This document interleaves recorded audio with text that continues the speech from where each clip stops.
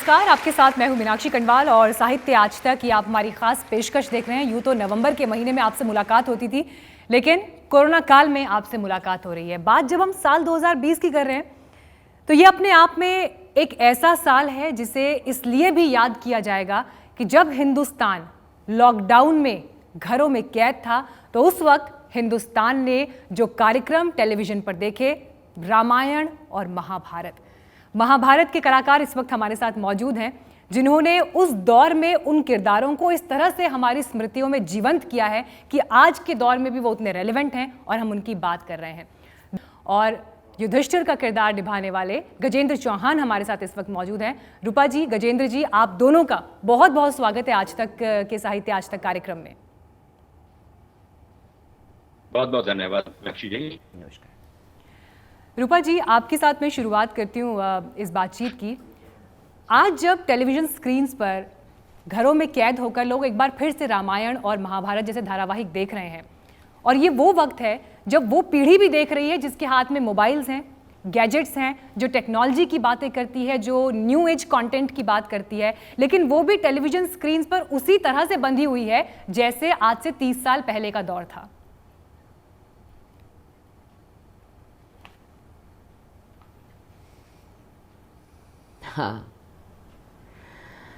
हाँ, वो महाभारत देखने के बाद बार बार याद आ रहा था कि 30 साल बीत गए कहाँ से, समझ में नहीं आया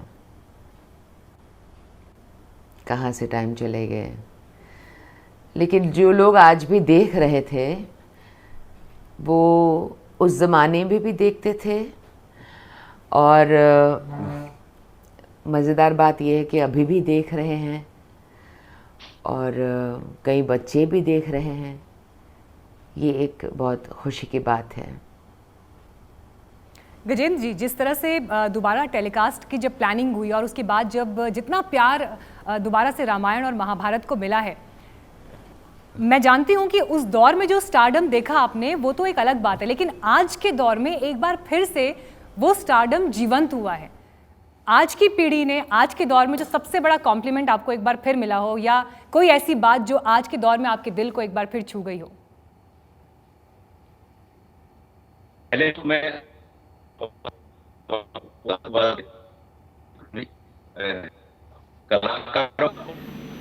और सबसे खुशी की बात है त्रेता युग से लेके द्वापर युग के तमाम वो चेहरे जो उन किरदारों के प्रारूप हैं आज कलयुग में आपने आज तक के मंच पे लाके इकट्ठा कर दिया है।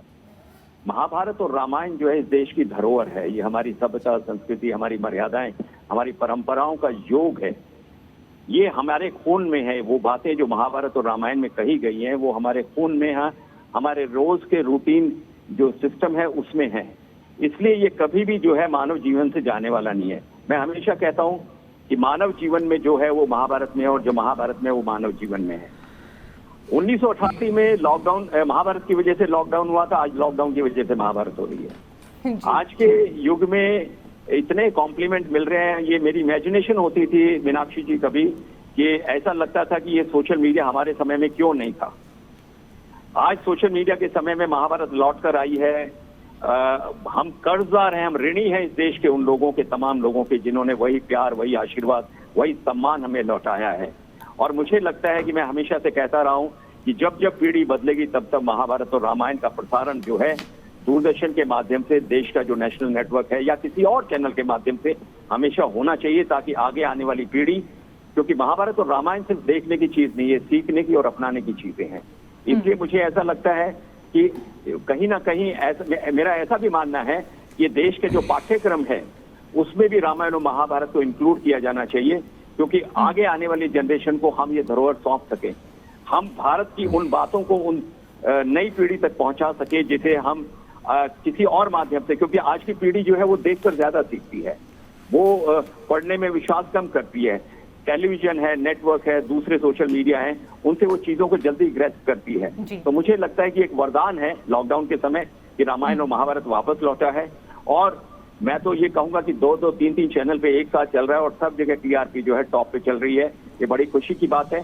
और महाभारत के विषय में ये कहूंगा कि आज से 32 साल पहले भी जो टेक्निकल इश्यूज उस समय जितनी खूबसूरती से बनाया गया था, आज भी लगता है कि ये कंटेम्प्रेरी है, प्रासंगिक है। और उसमें जो जो बातें कही गई थी, जो जो डायलॉग थे, जो संवाद थे, जो और देखिए गजेंद्र जी, जिस बात का देखिए आपने टेक्नोलॉजी का जिक्र किया, कथानक इतना मजबूत था, किरदार इस तरह से गढ़े गए थे कि आज भी उनको देखो तो ये नहीं लगता कि वो पुराना हो गया है। और रूपा जी, जब आपके किरदार की बात होती है, द्रौपदी इतना शक्तिशाली किरदार, जिसके इतने आयाम थे, ऐसी निर्णायक भूमिका उस किरदार की रही। कितने उदाहरण, जैसे मैं अभी बात कर रही हूँ तो मेरे हाथ में रोंगटे खड़े हो रहे हैं इस वक्त, जब मैं ये इमेजिन करती हूँ कि चीर हरण का जब वो दृश्य पिक्चराइज होता है, तो आज भी जब आप उसको देखते हैं, उस दृश्य को देख के कई विचार आपके मन में आते हैं। आप एक बार फिर से अपने आप को डेवस्टेटेड महसूस करते हैं। आपको लगता है उस दौर में ऐसा हुआ और आज के दौर में भी परिस्थिति कितनी बदली है। जब आप उस किरदार की तैयारी कर रही थी, आपने खुद उस किरदार को अपने भीतर आत्मसात किया होगा, क्या शक्तियाँ, क्या कमजोरी द्रौपदी के किरदार में आपने देखी थी?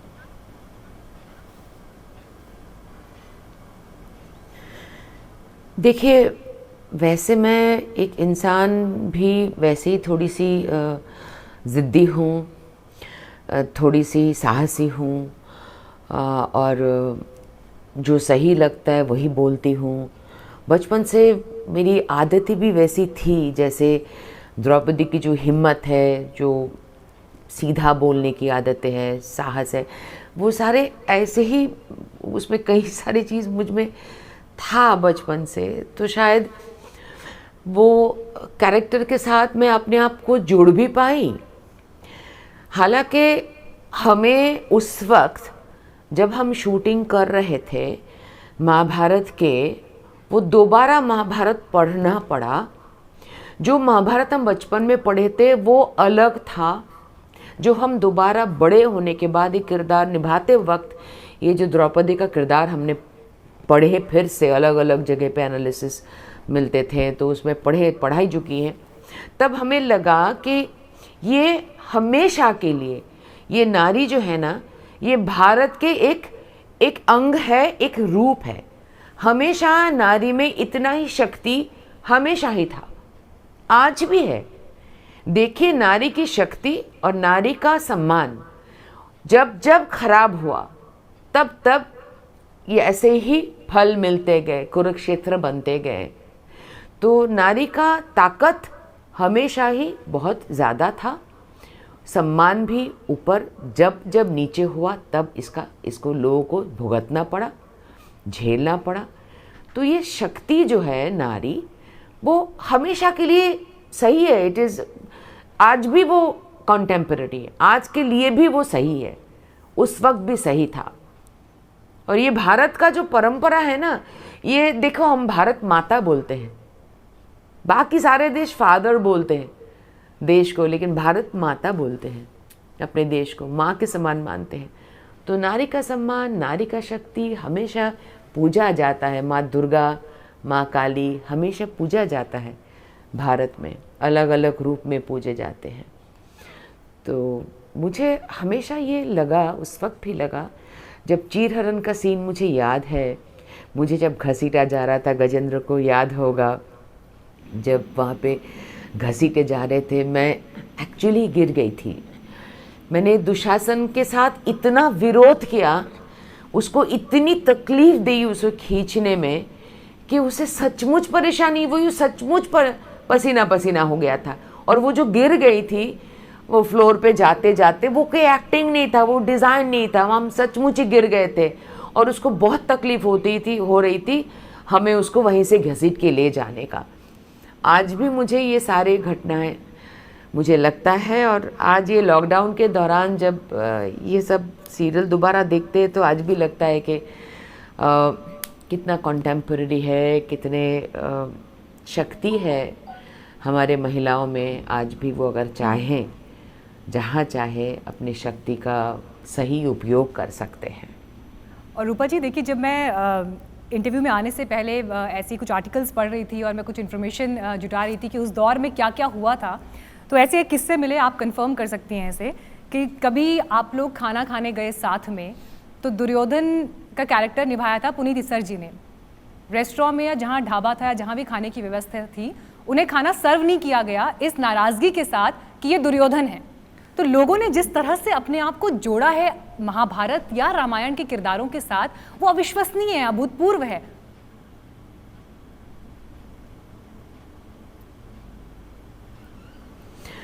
ऐसा मुझे याद नहीं है, एटलीस्ट मैं तो उस वक्त फ्लोर पे नहीं थी जहाँ ऐसा कोई उसको किस्सा जो खाना नहीं आपके साथ सर्व हुआ किया हो? गया, क्योंकि मैं इतना जानती हूँ पुनीत, देखिए मैं मेरे किस्सा बताऊंगी, लेकिन पुनीत के as far as Puneet is concern, Puneet कभी खाने के लिए वेट नहीं करता था। मतलब उसको कोई पड़ोसेगा तब वो खाने खाएगा, ऐसा हमारे पास गजेंद्र को याद होगा ऐसा सिस्टम भी नहीं था, बुफे हुआ करता था और वो खुद ही कूद पड़ के सबसे ज़्यादा खाया करता था। तो वो सबसे ज़्यादा खाया करता था, वो इतना खाना खाता था। तो ऐसा घटना मुझे याद नहीं, अगर इसको याद होगा, गज्जू को याद होगा तो वो बोल सकता है। जी जी गजेंद्र जी, जी आप इस पर कुछ टिप्पणी करना चाहेंगे, उस दौर के जो किस्से जो आज आप हमारी ऑडियंस के साथ शेयर करना चाहें? जी मीनाक्षी जी, बहुत सारे किस्से हैं। महाभारत जो है अपने आप में रोज एक किस्सा ही होता था, लेकिन मजे की बात थी एक पूरा महाभारत का जो परिवार था वो एक मिलके एक साथ होके महाभारत को अच्छा बनाने की कोशिश में लगा हुआ था, और यही कारण है कि सबने मिलके जो मेहनत की उसका रंग, उसका परिणाम जो है सबके सामने आया। हेलो जी जी, मैं आपको सुन पा रही हूँ। अब रूपा जी, जिस बात का जिक्र देखिए गजेंद्र जी ने किया कि किस्सों की एक लंबी लिस्ट है, लेकिन जिस तरह का स्टारडम उस दौर में किरदारों को मिला, आप लोग जब आम जिंदगी में आगे निकले, आपको लगता है कि बॉलीवुड को लेकर या सिनेमा में आगे जो आपका करियर था, उन किरदारों का जो कद है वो इतना बड़ा हो गया कि उसकी वजह से आपका वो समय बॉलीवुड में प्रभावित हुआ?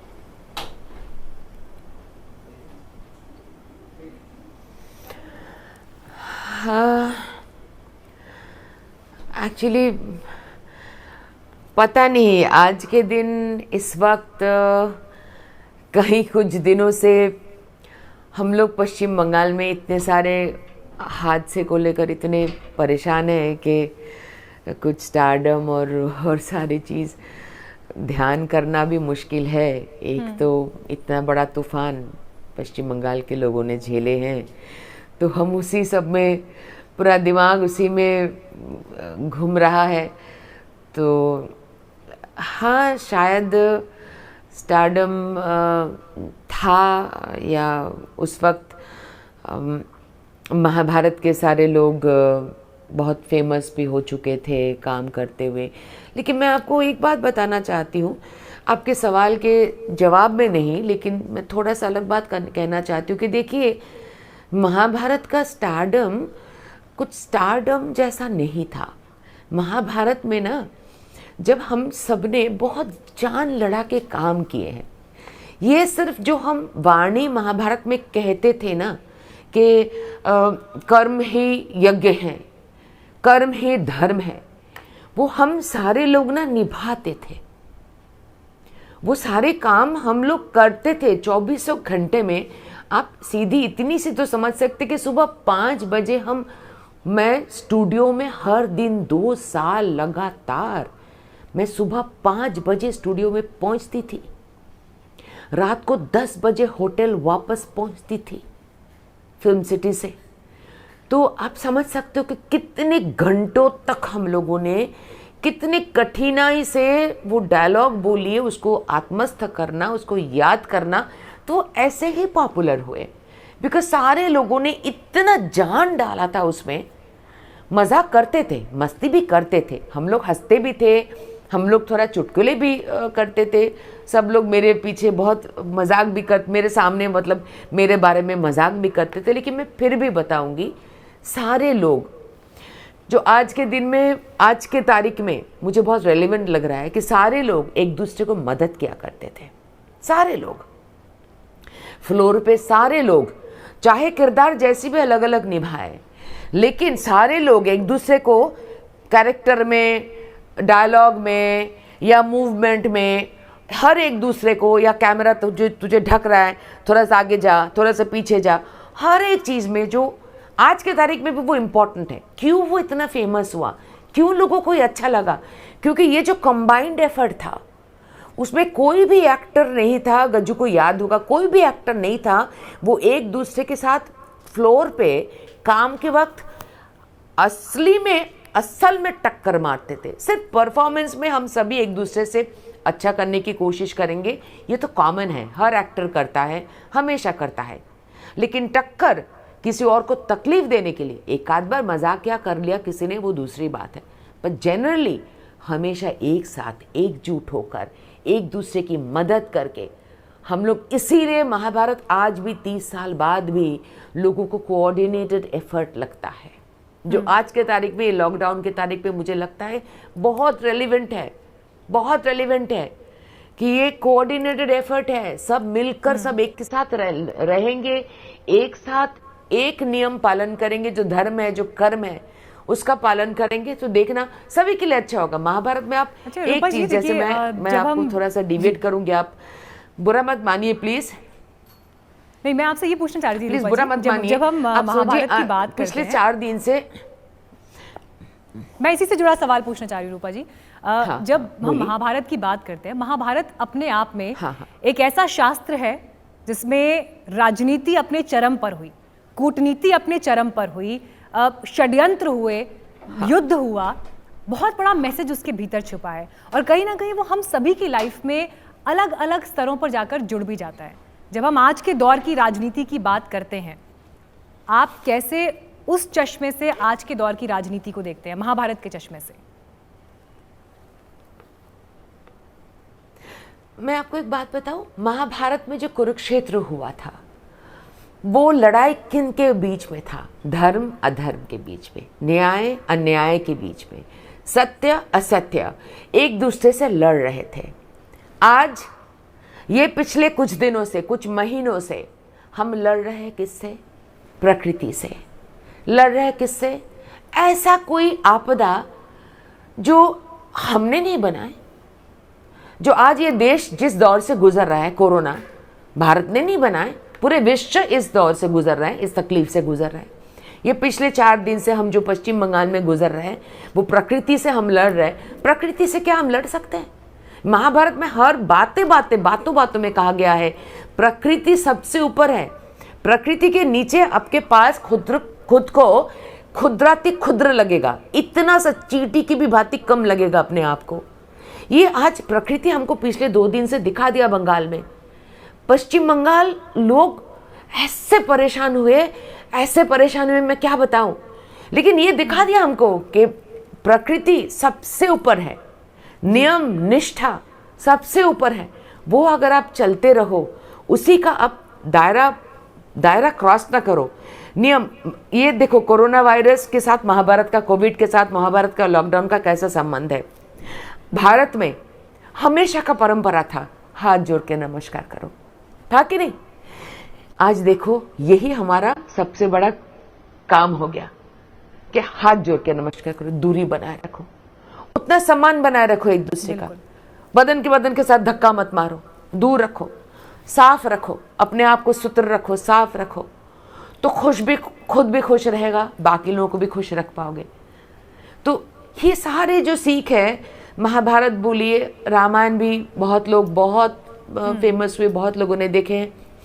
तो ये जो हमारे भारत के जो संस्कृति है ना, ये बार बार करके ऐसे, हम भाग्यशाली है कि ऐसे सीरियल में हम लोग का, मतलब ये सीरियल नहीं रह गया, ये एक्चुअली हमारी जिंदगी की कहानी रहेगी। अलग अलग लहर में वो कहानी रह गई।